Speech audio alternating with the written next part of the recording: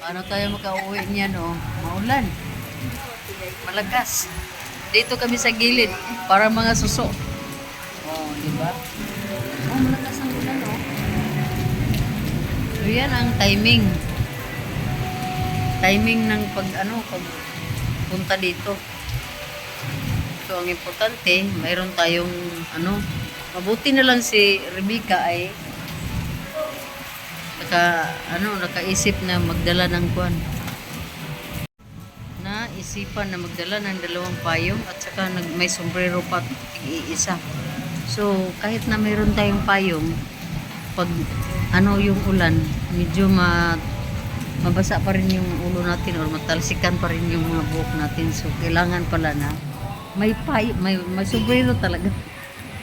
Yun ang palagi kong ginagawa. Pero hindi nga ako nakabili ng madaming sombrero.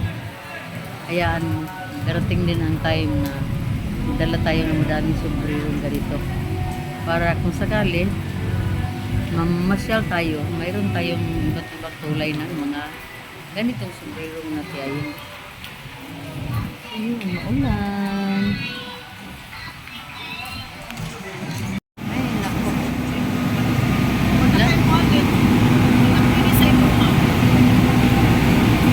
Ay, yan na, mga 5 minutes pa. 5 minutes. Ay, pag ituos na lang po. Kaya, kinapot to ilod. Oh, naikuan. Wa nakakuan si Tiyaying. Wa naka una-una si Tiyaying. Nabasa naman dahil kuan ni Tiyaying. Sige ka rin. Maulan, maulan.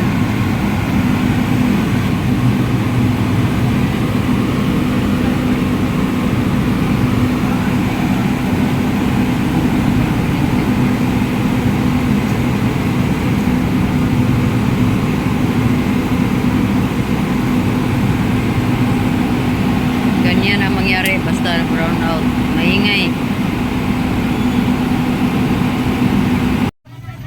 Ay, hindi mong lusartan.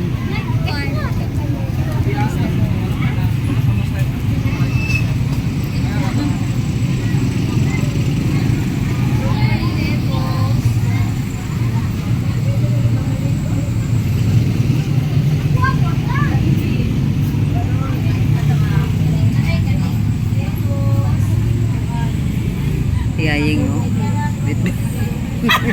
Kubos. Paita ko na wa ikubag na lang.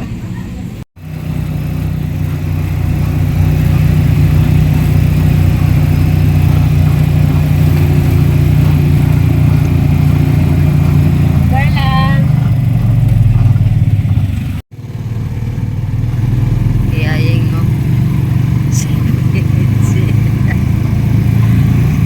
Tiyaying, nagsipit.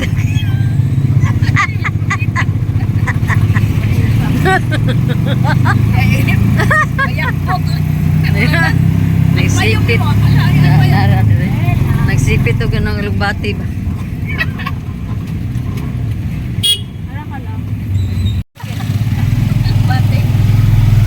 Oh, kani mao mga dagway na mo kay naunsa ni ulanan man. Worst, wala na. Hindi kayo magsayo kay burnout. Ambot lang ka, burnout pa ka sa tuwa. Ha? Burnout yan. Gani. Burnout. Buong Valencia siguro to. Oo, paman sila maniga big suga dun eh.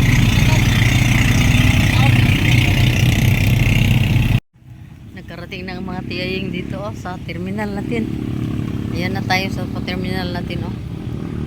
Nakasombrero lang ang mga tiyaying. Yayin, kubos tayo. Pero ang dami namin mga bitbit oh. May mga payong dalawa. Gamit.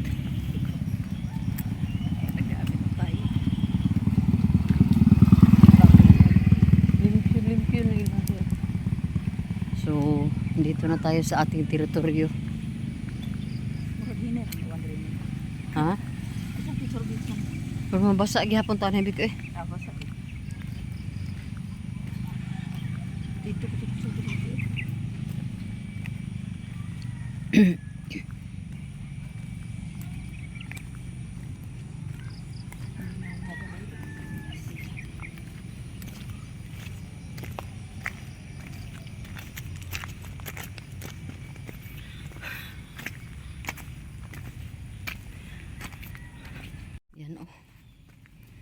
Kuan kaing dalan. Batuon. Hello, magandang hapon sa inyong lahat mga tiyaying. Nakatanggal na po tayo ng ating uppercut. Ating pang at tayo yan dito na sa bahay din. Nakarating na tayo kahit na medyo nahihirapan din ang mga tiyay dahil maulan at slippery yung yung daan kasi mabato yung daan mga tiyaying. So sa ngayon pahinga muna ang inyong tiyay at yun, pa-video-video tayo kasi hindi tayo naka-update doon ng maigi dahil sobrang lakas ng mga music doon sa Robinson kanina mga tiya at hindi natin alam kung makapiright tayo sa mga music nila. So ang ginawa ko na lang ay hindi na lang ako doon. Pero doon tayo galing sa Robinson. So ngayon si Rebecca ay busy na sa nagsaing siya ng kanin mga tiyaying. At yun nga, pagdating dito sa bahay, mula doon, pagkarating lang namin kanina doon sa sentro, alam na namin na nag-burn out. At hanggang ngayon, burn out pa rin na nakarating na kami dito sa bahay. So, medyo tayo ngayon, mingaw. Wala tayong hindi tayo makapag-Facebook dahil yung ko din, yung cellphone load ko, mag-i-expire na bukas. Kung bukas mag-i-expire, hindi na masyado malakas yung ating internet connection sa phone. So yun na nga mga tiyayeng, ganito na yung suot natin. Ang inner. Ginawa kong mga inner itong mga ganito mga tiyay para kahit na medyo loose yung ating damit, hindi pa rin tayo kabagin dahil secured na yung natin yung ating katawan sa sa lamig, di ba? Marunong na talaga ang tiyaying mga tiyay. So sa ngayon, antay-antay na lang tayo sa si 24, 25, ilang days na lang mga tiyaying, aarangkada na tayo sa Cebu para sa ating biometric. So lahat na ay kumpleto na dyan ang ating mga papel. Yung BIL natin andyan na.